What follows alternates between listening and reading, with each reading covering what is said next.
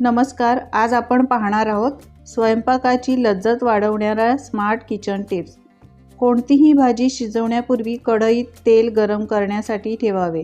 तेल चांगले तापले की त्यात जिरे, मोहरी किंवा तमालपत्र टाका। यानंतर तुम्ही आले आणि लसूण पेस्ट घालू शकता। दरम्यान तेल जास्त गरम नसल्याची खात्री करा। अनेकदा तेल जास्त गरम असले तर जिरे मोहरी जळते, त्यामुळे भाजीला खराब वास येतो आणि चवही बिघडते। कांद्याची ग्रेव्ही तयार करताना कांदा तळायला बराच वेळ लागतो, पण कांद्यामध्ये चिमूटभर मीठ आणि हळद घातल्यास कांदा काही वेळात तळला जातो। कांदा चांगला भाजल्यावर त्यात टोमॅटो घालून मऊ होईपर्यंत परतवा। कांदा, टोमॅटो आणि भाज्या थोड्या शिजल्यानंतर मसाले घाला। नंतर भाजी झाकून ठेवा आणि थोडा वेळ शिजू द्या। झाकण ठेवलं नाही तर जास्त गॅस वाया जाईल आणि भाजी पटकन शिजणारही नाही। गरम मसाला इतर मसाल्यांमध्ये मिसळणे टाळा।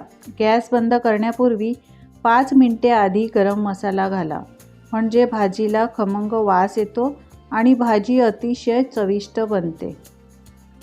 आता पाहूया खास टिप्स। 1.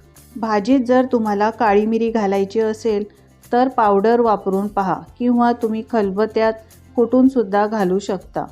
2. जर तुम्ही लवंग वापरत असाल तर तुम्ही अख्खा लवंग घालू शकता। 3. मसाल्यात तेल सुटेपर्यंत ग्रेव्हीमध्ये मसाला चांगला शिजवा, याने चव छान येते। 4. स्वयंपाकात कोथिंबीर आणि कसुरी मेथीचा वापर जरूर करा। 5. भाजीत पाणी घालताना थंड किंवा साधं पाणी न घालता गरम पाण्याचा वापर करा। 6. फोडणी देताना थोड्या मेथी दाण्याचा वापर करा, यामुळे पौष्टिक तत्व शरीराला मिळतात। 7.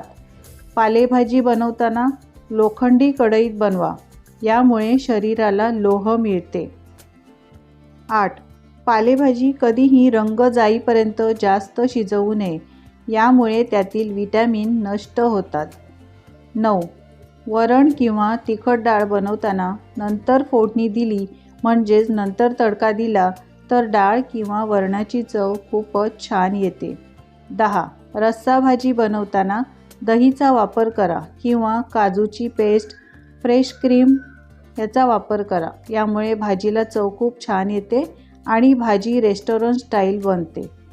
तर गृहिणींनो, कशा वाटल्या या टिप्स कमेंट्स करून मला नक्की सांगा। टिप्स आवडल्या असतील तर लाईक करा आणि अशाच नवीन टिप्स पाहण्यासाठी चॅनलला सबस्क्राईब करा। धन्यवाद।